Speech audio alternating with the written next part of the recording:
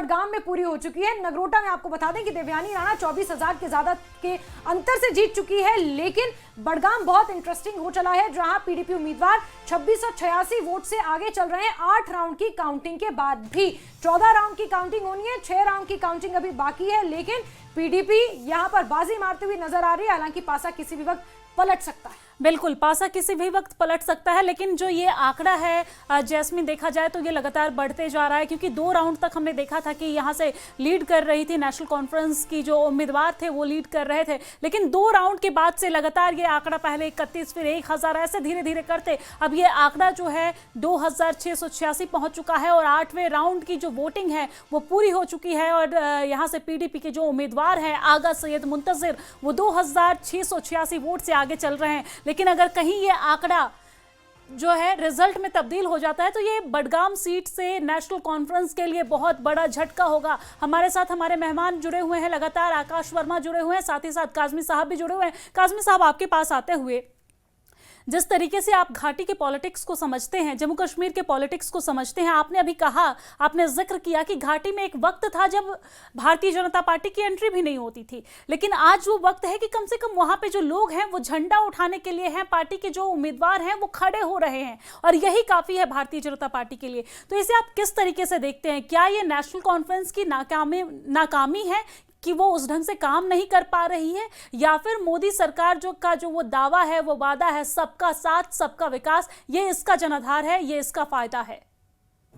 देखिए, एक बात तो बड़ी सच है जिसको कोई भी झुठला नहीं सकता है कि 10-11 सालों में पीस को प्रिवेल करने के लिए जैसा कंड्यूसिव एटमॉस्फेयर मरकज की सरकार ने बनाया है वो रिमार्केबल है। और वो दर्शाता है कि जहां आप बीजेपी की बात मत कीजिए, एक जमाना ऐसा था जब मैं जानता हूं, जब मैं रिपोर्ट किया करता था कि कैंडिडेट ही कोई नहीं खड़ा होता था, नेशनल कॉन्फ्रेंस का भी कैंडिडेट खड़ा नहीं होता था, और अगर खड़ा हो जाता था घर के वोट डाल के, मतलब 1-2% वोटिंग से ही वो जीत जाता था, उसके अपोजिशन में कोई कैंडिडेट खड़ा नहीं होता था। ये माहौल हमने कश्मीर में देखा है, चाहे वो पाकिस्तान आईएसआई के डिक्टेटरशिप पे वहां काम होता था या अलगाववादी ग्रुप होते थे उनके काम पे काम होता था, लेकिन वो सारी पॉलिटिकल जो नरेशंस है उसमें बदलने में पिछले 10 सालों में जो काम फिजा जो बदली है उसमें गवर्नमेंट ऑफ इंडिया का बहुत बड़ा योगदान है। लोगों के दिलों को समझा है, लोगों को दिलों पे आगे चलने की कोशिश की गई है। ऑपरेशन ऑल आउट, ऑपरेशन जितने भी आपने इंट्रोड्यूस किए, उसका फायदा जम्मू कश्मीर के लोगों को हुआ है और खासकर कश्मीर के लोगों को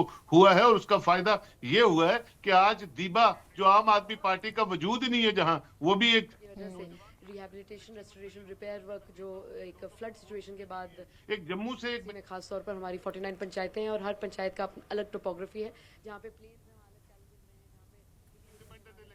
काजमी साहब आपकी और साथ ब साथ जो हमने कार्य सेल्फ हेल्प ग्रुप्स के लिए, विमेन के लिए शुरू किया था, कोऑपरेटिव लिमिटेड जो हमारे किसानों के लिए शुरू किया था, उसका जो गति है उसको और भी बढ़ाएंगे और जो कार्य हम 11 महीने से कर रहे हैं उसको और बढ़ चढ़ के करेंगे। मैं जब आपसे पहले बात कर रहा था नगरोटा में ही, आपने कहा कि आप बाहर पढ़ी है तो उसका उपयोग करेंगी एम्पावरमेंट के लिए, रूरल एम्पावरमेंट। जी, हमारा जो बैकग्राउंड है वो इकोनॉमिक्स का है। मैं university of California Los Angeles से मैंने पढ़ाई की है और मैं लंदन स्कूल ऑफ इकोनॉमिक्स में एक एक्सचेंज स्कॉलर भी रह चुकी हूँ।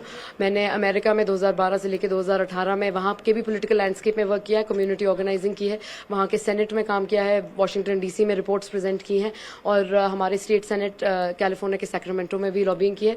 तो जो भी मेरा तजुर्बा वहाँ रहा है, हमने पिछले 11 महीने में यहाँ पर उसको इस्तेमाल किया है। जितनी भी मेरी अंडरस्टैंडिंग है, खास तौर पर लोकल इकोनॉमी के को फिलिप प्रोवाइड करने के लिए उस पर काम किया है।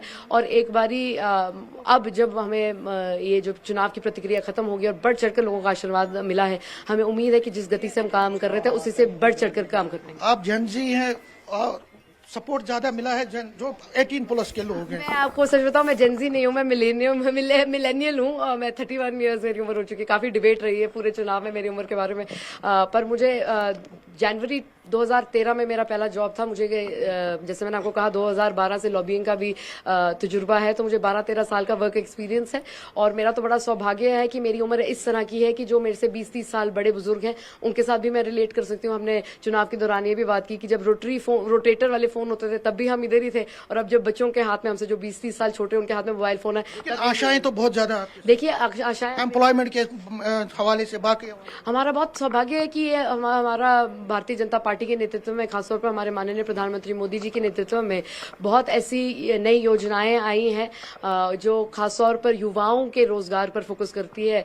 जो अभी नई एक योजना का भी पहल किया गया है, प्रधानमंत्री विकसित भारत रोजगार योजना 2025 का पहल किया गया, जो अगस्त में ही लागू की गई थी। और क्योंकि हमें बाढ़ वाली परिस्थितियों में हम काम कर रहे थे, तो उसके ऊपर हमें इतना, और उसके बाद चुनाव आ गए, तो मुझे पूरा यकीन है कि बढ़ चढ़कर हम उस योजनाओं का जो है ग्राउंड पर उसको लागू करवाएंगे। और जितने भी हमारे खासतौर पर युवा भाई बहन हैं जिन्होंने हमें आशीर्वाद दिया, हमें सहयोग दिया है, उनका बढ़ चढ़कर हम मार्गदर्शन करेंगे। और हमें उम्मीद है कि एक मिलजुल कर एक ऐसी परिस्थितियां बनाएंगे जहां पर नगरोटा कॉन्स्टिट्यूएंसी से ही एंटरप्रेन्योर्स भी निकले, नगरोटा कॉन्स्टिट्यूएंसी से आर्टिस्ट भी निकले, नगरोटा कॉन्स्टिट्यूएंसी से ऑफिशियल्स भी निकले, और एक ऐसा इकोसिस्टम क्रिएट किया जाए जहां पर अगर किसी युवा ने कोई सपना देखा है तो उसको साकार करने में पूरी सरकार जुटे। लास्ट में राणा जी, मोदी फैक्टर जीता वहां या राणा फैक्टर?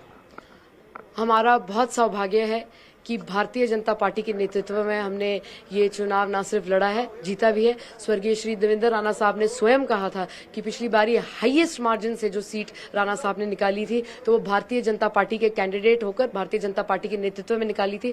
और हमें बहुत उम्मीद है कि भारतीय जनता पार्टी का नेतृत्व जो है वो पूरे भारत देश में है, और आज बढ़ चढ़कर बिहार में भी होगा। तो हम एक ऐसी कर्मठ, निष्ठापूर्वक और दूरदर्शी पार्टी के सदस्य हैं, और हमें पूरा यकीन है कि भारतीय जनता पार्टी के नेतृत्व में ही एक विकसित नगरोटा बनेगा। और विकसित नगरोटा का जो योगदान है माननीय प्रधानमंत्री मोदी जी के विकसित भारत के नेतृत्व में योगदान है। न्यूज़ से बात करने के लिए शुक्रिया। तो दिव्यानी राणा थी ये, बिल्कुल चुनाव जीती है और बड़ी खुश दिखाई दे रही है, और वादा कर रही है कि जो लोगों की आशाएं, एक्सपेक्टेशंस, उनको वो पूरा करेगी। कैमरामैन साहिबा के साथ में समीर भट्ट, न्यूज़ 18 जम्मू। बिल्कुल, तो देवयानी राणा को आपने यहाँ पर सुना। जीत दर्ज करने के बाद बीजेपी के नेतृत्व का धन्यवाद करती नजर आई, और क्या विजन नगरोटा को लेकर उनका है उस पे उन्होंने कहा। और देखिए, ऐसा कहते हैं दिव्या की लड़कियों से उनकी कभी एज नहीं पूछनी चाहिए, लेकिन दिव्यानी राणा जरा भी नहीं हिचकिचाई ये बताने के लिए कि वो 31 साल की हैं, और उनका इतना तजुर्बा है कि जब डायल पैड वाले फोन होते थे या घरों में लैंडलाइन होते थे, उन्होंने वो वक्त भी देखा है। और आज जेनजीज के हाथ में जो ये हाईटेक मोबाइल फोन्स हैं, उन्होंने वो वक्त भी देख रही हैं, और उसमें नगरोटा को आगे ले जाने में और विकसित भारत में एक अहम भूमिका नगरोटा की रहे, उसके लिए वो आगे काम कर रही हैं। बिल्कुल। और जैस्मिन, देखा जाए तो यहाँ पर बहुत सारी चीजें उनकी बातचीत के दौरान गौर करने वाली थी। हमने देखा तस्वीरों में कि एक जीत और दो जश्न। ये मैं इसलिए कह रही हूँ क्योंकि जहाँ एक तरफ बिहार विधानसभा चुनाव को लेकर मतगणना लगातार जारी है, जहाँ पर एनडीए बढ़त बनाती नजर आ रही है। एग्जिट पोल भी यही कह रहा है कि यहाँ पर एनडीए की सरकार बनेगी, तो एनडीए बढ़त बना रही है। नगरोटा में बीजेपी की जीत हुई है, तो यहाँ पर जो मिथिला पेंटिंग वाला शॉल है वो उन्हें उड़ाकर यहाँ पर जीत का जश्न मनाया गया। मिथिला पेंटिंग जो है इसका ताल्लुक बिहार से है। बिहार की जो ये लोकल पेंटिंग है वो है, तो यहाँ पर वो शॉल उड़ाकर जीत का जश्न मनाया गया है। तो कहीं ना कहीं एक जश्न, माफ कीजिएगा, एक जीत दो जश्न का कहीं ना कहीं ये तस्वीर देखने को मिला। साथ ही साथ जैस्मिन, इस दौरान गौर करने वाली बात ये भी है कि देवयानी राणा यहाँ से महिला कैंडिडेट है, युवा भी है, महिला भी है। तो इससे कहीं ना कहीं आजकल के ये जो जेनजी वाला जो कॉन्सेप्ट चला है, और हम देख रहे हैं पिछले कई दिनों से, काफी दिनों से, जब से खासतौर पर नेपाल में जिस तरीके की घटना घटी थी, इसके बाद जेनजी को लेकर बहुत ज्यादा चर्चा, और उसके बाद इलेक्शन में भी देखने को मिला। हालांकि बिल्कुल दिव्या, यहाँ पर एक चीज और मेंशन कर दूं कि ये जो महिला सशक्तिकरण है, ये बीजेपी का अपना जो विजन है ना, युवा, जिसमें जो गरीब तबका है, किसान है, महिला है, उसमें ये महिला सशक्तिकरण का जो एक अहम रोल है। अब बीजेपी के दो विधायक हो गए हैं जम्मू खित्ते में, अगर बात करें शगुन परिहार किश्तवाड़ से, और एक दूसरी देवयानी राणा हो गई हैं नगरोटा से। तो ये कहीं ना कहीं एक और बड़ा महत्वपूर्ण फैक्टर है। ऐसे में सोहेल काजमी साहब, देवयानी राणा को मैं आशा करती हूँ आपने भी सुना होगा, विजनरी और अपना एक्सपीरियंस जो उन्होंने कहा कि यूएस में रही हैं, वहाँ की सीनेट में काम किया है, वॉशिंगटन में उन्होंने कई तरह की जॉब्स भी की हैं, और पॉलिटिकल काफ़ी उनका इस तरह का एक्सपीरियंस है, कई पेपर्स प्रेजेंट किए हैं वहाँ पर। और इसी के आधार पर अब आगे इसी तरह के मॉडल्स को वो यहाँ पर भी, क्योंकि इकोनॉमिक्स की पढ़ाई की है, तो कहीं ना कहीं उम्मीद है, और शायद ये तमाम चीज़ें भी, देवेंद्र सिंह राणा का फैक्टर तो था ही, लेकिन उनका खुद का भी फैक्टर हम कह सकते हैं कि यहाँ पर काम आया। उनका जो विजन, तो 2-3 साल से वो यहाँ पर डटी हुई थी जमीन पर।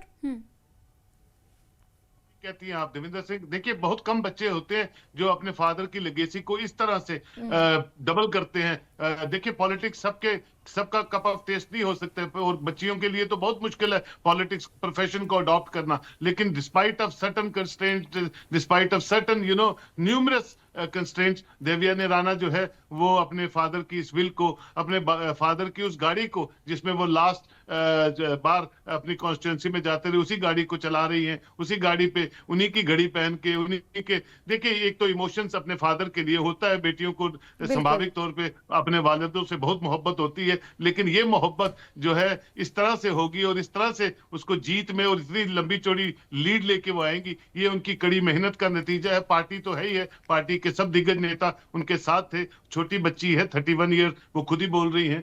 तो देखिए वो बाहर पढ़ रही थी, जो बच्चे बाहर पढ़ते हैं वो यूजुअली इंडिया में वापस नहीं आते हैं, वो वही प्रोफेशन ढूंढते हैं, वही सेटल होने की बात करते हैं। तो ये दर्शाता है कि संस्कार हैं, वैल्यूज हैं, और अपने वालिद के साथ जो मोहब्बत का कारवां है उसको कायम धायम रखने के लिए वो जम्मू की इस पावन धरती पे दोबारा इलेक्शन, पहली बार इलेक्शन लड़ रही हैं और बहुत कुछ करना चाहती हैं।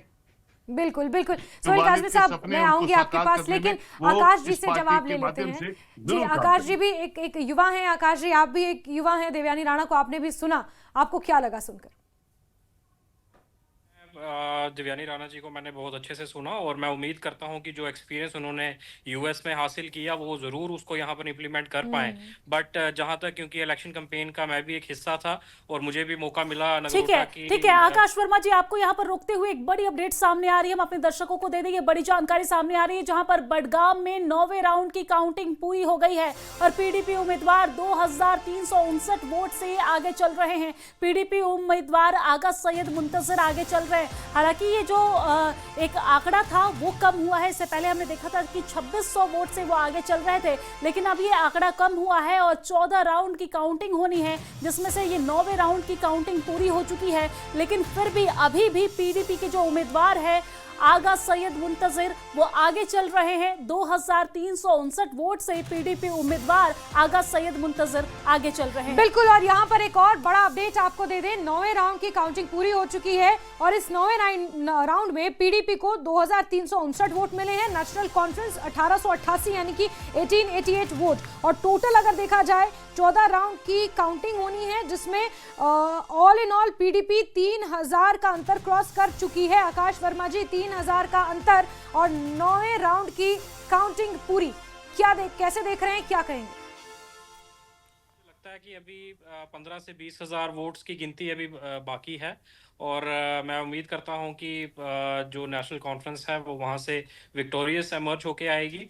और जहां तक मैं पहले आपसे बात कर रहा था कि देवयानी राणा जी ने अपना जो एक्सपर्टीज बताया है, तो मैं उम्मीद करूंगा कि लोगों की जो आकांक्षाएं उनसे जुड़ी हुई हैं, जो एक बड़ा मैंडेट लोगों ने उनको दिया है, वो उस पर खरा उतरेंगी और उसका फिर रिपोर्ट कार्ड जो है वो 4 साल के बाद देंगी, ताकि अगली बार जब वो कंटेस्ट करने आए तो लोग उनकी उस सिंपैथी से उसको दोबारा से ना देखें, जब बल्कि उनका जो काम उन्होंने लोगों के लिए किया होगा। आकाश वर्मा जी, आपसे हम काफी लंबे समय से, लगभग मुझे सर लग रहा है कि 45 मिनट हो गए आपसे बातचीत करते हुए, लेकिन आप एक ही टॉपिक पे अटके हुए हैं। आपका एक ही पॉइंट है, सिंपैथी सिंपैथी सिंपैथी। ठीक है, सिंपैथी एक फैक्टर है, नो डाउट सिंपैथी एक फैक्टर है, हम सब इससे अग्री करते हैं, लेकिन सिंपैथी ही सिर्फ फैक्टर नहीं है सर। आप क्यों इस चीज से हट रहे हैं कि उनके पिता ने काम किया है, चाहे वो नेशनल कॉन्फ्रेंस में रहे हो या फिर भारतीय जनता पार्टी में रहे हो, उन्होंने काम किया है। यहाँ पर देवयानी राणा का खुद भी तजुर्बा है, वो युवा है, वो यंग है, वो दोनों तरफ के जो बुजुर्ग हैं, जो बड़े लोग हैं, उनसे भी कनेक्ट कर पाती हैं, जो जेंजी है उनसे भी कनेक्ट कर पाती हैं, और उनका एक अपना विजन है जिसको लेकर वो जनता के बीच पहुंचती है। साथ ही साथ जो बुरा वक्त था, जिस तरीके से बाढ़ की स्थिति आई या फिर कोई भी स्थिति थी, उसमें हमने देखा कि देवयानी राणा ग्राउंड जीरो पर डटी रही। इसका भी तो फायदा हो सकता है ना सर।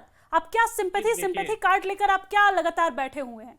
मैं आपको ये कह रहा हूँ कि अल्टीमेटली अगर आप पूरा एनालिसिस करेंगे तो कहीं ना कहीं देवयानी राणा जी जो हैं वो पिछले 10-11 महीने से, जब उनके फादर जो लेट एमएलए, ऑनरेबल एमएलए हमारे देवेंद्र सिंह राणा साहब थे, जब वो एक्सपायर हुए, तो कहीं ना कहीं उसके बाद ही देवयानी राणा जी मैदान में आई और पिछले 10-11 महीनों से ही वो लोगों के बीच में जा रही हैं और अपना राब्ता कायम करने की कोशिश कर रही हैं। लेकिन कहीं ना कहीं अगर आप एक ब्रॉडर स्पेक्ट्रम से देखेंगे, ब्रॉडर प्रोस्पेक्ट्स देखेंगे, तो ये कहीं ना कहीं लोगों ने उनको प्यार दिया दिया देवेंद्र सिंह राणा साहब की वजह तो से। अच्छी बात है ना क्योंकि आकाश जी, ये अगर- तो उनके फेवर में अगर गया हम- कि लोगों ने विश्वास देखिए, जताया, लोगों ने प्यार दिया, बिल्कुल, लोगों ने भरोसा हम किया। भी- ये भरोसा आप बडगाम में क्यों नहीं जीत बिल्कुल, पाए? बिल्कुल, कि और- आपने मुख्यमंत्री ने सीट छोड़ दी है, लेकिन देखिए फिर भी सरकार हमारी है, हम काम करेंगे। अगर उहला नाराज है लेकिन फिर भी हम काम करेंगे, हम आपके लिए जाएंगे। तो शायद 9वें राउंड की काउंटिंग के बाद 3000 वोटों से पीडीपी आगे नहीं होती, आप आगे होते। बिल्कुल। और जैस्मिन, मैं इसमें ये भी जोड़ना चाहूंगी कि फारूक अब्दुल्ला ने मेहनत किया तो उसका फल उमर अब्दुल्ला को मिला ना सर। अगर आपके पिता मेहनत मैं करते हैं तो इसमें- उसका फल मैं आपको इसमें मिलता है, deny मेरे नहीं पिता कर मेहनत रहा। करते हैं उसका फल मुझे मिलता है, तो इसमें गलत क्या है? अगर देखिए, उनको इसमें- मिला भी, जनता का सपोर्ट मिला, उनके पिता के द्वारा किए हुए काम पे मिला, उन पे भरोसा जताया गया, उनको पता है कि पॉलिटिकल फैमिली से आती है, उनको पता है कि चीजें कैसे आगे ले जाना है, जनता के बीच कैसे जाना है, कैसे काम करना है, ये सारी चीजों को आप साइड करके आप एक चीज, मतलब ये कि हाँ विक्टिम कार्ड खेल के सिंपैथी कार्ड, सर ये गलत है ना। अगर किसी की मेहनत है, किसी की जीत हुई है तो उस पर उसको क्रेडिट दे सकते हैं हम। देखिए, मेहनत मैं अगर कहूंगा, दोबारा कहूंगा कि ये तो जरूर मेहनत जो थी ये देवेंद्र सिंह राणा साहब की थी, और वो भी तब जब नेशनल कॉन्फ्रेंस ने उनको एक उस मुकाम तक पहुंचाया, जब वो एमएलसी बने, एमएलए बने, पॉलिटिकल एडवाइजर बने टू ऑनरेबल चीफ मिनिस्टर। तो एक तरह से he was acting as the second chief minister of Jammu province. तो उस वजह से नगरोटा में कहीं ना कहीं मैंने आपको कहा कि तब्दीली आई, वहां पर डेवलपमेंट के काम हुए। आज भी मैं दोबारा से ये आपको ऑन रिकॉर्ड कह देना चाहता हूँ,